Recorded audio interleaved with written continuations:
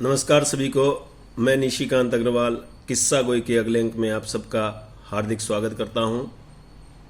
आज हम बात करेंगे टाइगर मैन ऑफ इंडिया के बारे में। मुझे पूरी उम्मीद है कि ज़्यादातर दर्शकों को पता होगा कि किस भारतीय शख्सियत को टाइगर मैन ऑफ इंडिया के नाम से जाना जाता है। जिन लोगों को किसी भी वजह से यह नाम याद नहीं आ रहा, उन लोगों की सहूलियत के लिए मैं बताना चाहूँगा। उस भारतीय शख्सियत का नाम है श्रीमान कैलाश सांखला। जी हाँ, श्रीमान कैलाश सांखला। कौन थे कैलाश सांखला और क्यों उन्हें भारत में टाइगर मैन की उपाधि से नवाजा गया? आइए जानते हैं उनके जीवन परिचय के बारे में, उनके कार्यों के बारे में। कैलाश सांखला दरअसल 1953 बैच के भारतीय वन सेवा के अधिकारी थे। उनकी नियुक्ति राजस्थान के विभिन्न वन्यजीव अभयारण्यों यानी वाइल्ड लाइफ सेंचुरीज में 1953 से 1964 तक रही। वो जब राजस्थान में नियुक्त थे उसी समय उन्होंने एक रिसर्च प्रारंभ की। वो रिसर्च थी भारत में टाइगर्स की घटती संख्या और उनके अवैध शिकार को रोकने के उपाय पे। दरअसल कैलाश सांखला पहले ऐसे भारतीय सिविल सर्वेंट थे जिन्हें जवाहरलाल नेहरू फेलोशिप प्रोग्राम के तहत ऐसी रिसर्च करने का अवसर 1956 में मिला था। उनके पास बहुत सारी जानकारी थी, लेकिन उनकी जानकारी के आधार पर पर्यावरण संरक्षण की दिशा में और टाइगर संरक्षण की दिशा में काम किया जाना भी बाकी था। समय ने करवट बदली। 1965 में उन्हें दिल्ली जूलॉजिकल पार्क का डायरेक्टर बनाया गया। सांखला जी भारत की राजधानी दिल्ली पहुंचे। उन्होंने अपनी चिंताओं से, अपनी रिसर्च से, अपने ज्ञान से राजनीतिक महकमे को अवगत कराया, लेकिन अभी वो समय आया नहीं था। समय आया 9 सितंबर 1972 को 1972 को जब भारतीय वन्य जीव संरक्षण अधिनियम संसद में पारित हुआ। इसी भारतीय वन्य जीव संरक्षण अधिनियम के तहत प्रोजेक्ट टाइगर की स्थापना अप्रैल 1973 में की गई और इसका प्रथम निदेशक बनाया गया श्रीमान कैलाश सांखला को। इसके बाद उनके पास रुकने का समय नहीं था। उन्होंने प्रोजेक्ट टाइगर के तहत बहुत काम किया। उन्होंने टाइगर्स की घटती संख्या पर रोक लगाई, लोगों को इस बारे में जागरूक किया और ये उन्हीं के भागीरथ प्रयास थे कि 1973 में टाइगर को भारत का राष्ट्रीय पशु, नेशनल एनिमल और राष्ट्रीय प्रतीक घोषित किया गया। उनका ये जुनून उनके रिटायरमेंट के बाद भी बना रहा। वो अपने रिटायरमेंट के बाद भी पर्यावरण संरक्षण और टाइगर प्रोटेक्शन की दिशा में कार्य करते रहना चाहते थे। इसी वजह से उन्होंने 1989 में 1989 में एक टाइगर ट्रस्ट का निर्माण किया और इसी टाइगर ट्रस्ट के बैनर तले वो आजीवन वन्य जीव संरक्षण के क्षेत्र में कार्य करते रहे। 1994 को 15 अगस्त के दिन कैलाश सांखला का निधन हो गया। उनके निधन से पहले भारत सरकार ने 1992 में 1992 में उन्हें पद्मश्री अवार्ड से नवाजा। 2013 में राजस्थान की राज्य सरकार ने उन्हें राजस्थान रत्न से भी सम्मानित किया और यहाँ तक कि पर्यावरण एवं वन मंत्रालय ने भी उनके नाम पर कैलाश सांखला फेलोशिप अवार्ड शुरू किया। तो ये था जीवन परिचय कैलाश सांखला का। लेकिन थोड़ा सा भारतीय वन्य जीव संरक्षण अधिनियम के बारे में भी जान लेते हैं, किस तरीके से उसकी स्थापना हुई। ये भी बड़ी रोचक कथा है। ये बात है 1947 की। भारत अभी आज़ाद हुआ ही था। भारत की आज़ादी के बाद एक इंडिया बड़ी तेज़ी से बन रहा था।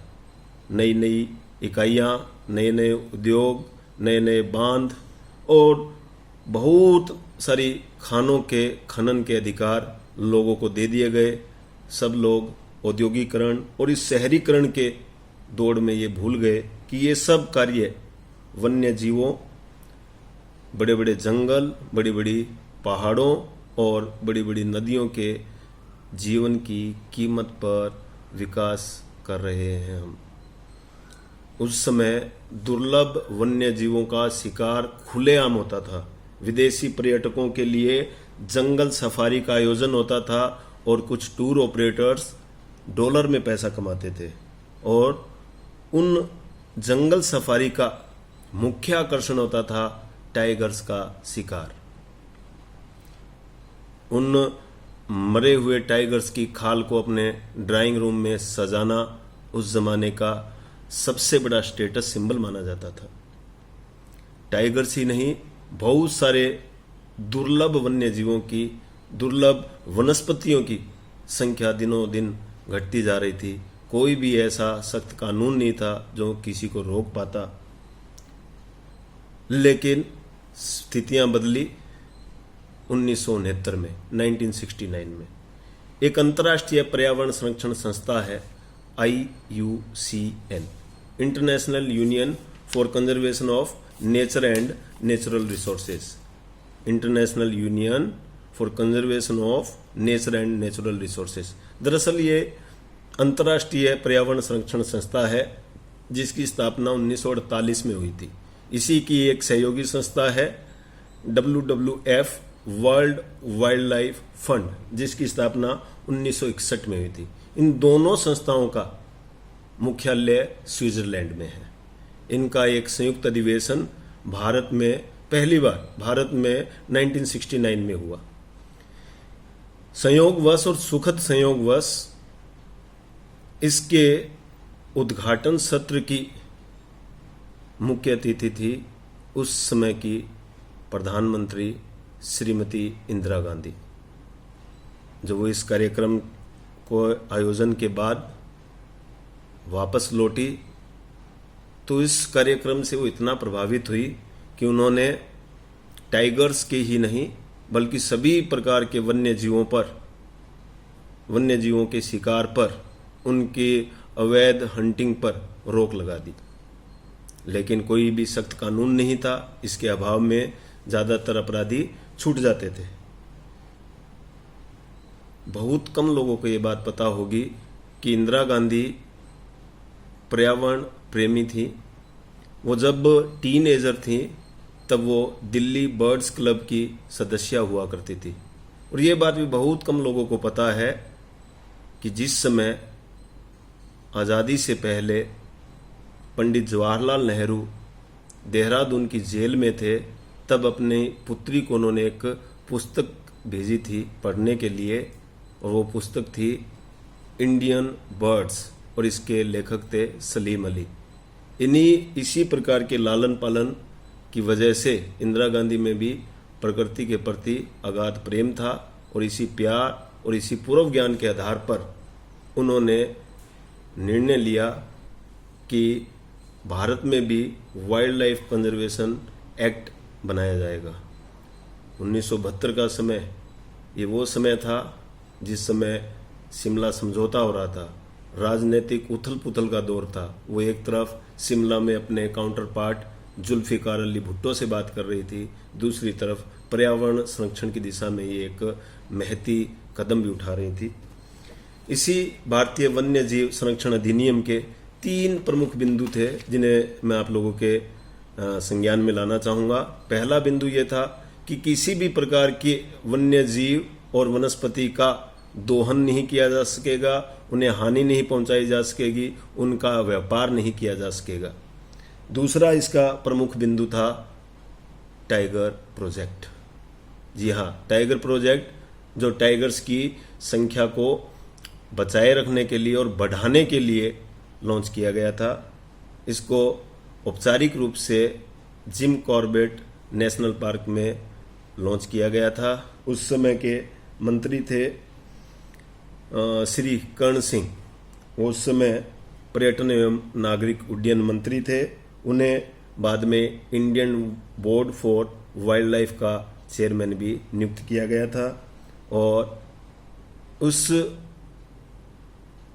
बायोलॉजिकल एंटाइटी को, जिसे हम बायोलॉजी में साइंटिफिकली पैंथेरा टाइग्रिस के नाम से जानते हैं, को भारत का राष्ट्रीय प्रतीक, राष्ट्रीय चिन्ह और राष्ट्रीय पशु घोषित कर दिया गया था और इसके शिकार पर पूर्णतः प्रतिबंध लगा दिया गया था। तीसरा और सबसे महत्वपूर्ण और अनछुआ पहलू, जिसके बारे में बहुत कम जानकारी हम लोगों को होती है, उसी समय एक इन्वेस्टिगेशन एजेंसी का भी निर्माण किया गया। उसका नाम था wild life crime control bureau. जिस प्रकार किसी भी देश में उसके नागरिकों के प्रति अपराध की जांच के लिए विभिन्न जांच एजेंसियां होती है, जैसे भारत में सीबीआई है, उसी प्रकार वन्य जीवों के प्रति किसी भी अपराध की जांच के लिए एक प्रभावशाली और सारे अधिकारों वाली एक एजेंसी का निर्माण किया गया। उस जमाने में ये अपनी तरीके की एक अनोखी संस्था थी जिसका नाम था wild life crime control bureau. इसके आज भी 5 रीजनल ऑफिसेज हैं, दिल्ली में, कोलकाता में, चेन्नई में, मुंबई में और जबलपुर में। इसके 3 सब रीजनल ऑफिसेज हैं, कोलकाता में, क्षमा करें, अमृतसर में, कोची में और गुवाहाटी में। तो इस प्रकार ये भारतीय वन्य जीव अधिनियम की एक विस्तृत जानकारी है जो सभी दर्शकों के लिए, सभी सुनने वालों के लिए उम्मीद करता हूँ उपयोगी होगी। अगले अंक में फिर मिलते हैं ऐसी ही किसी शख्सियत से, ऐसी ही किसी अनजानी जानकारी के साथ। धन्यवाद। जय हिंद, जय भारत।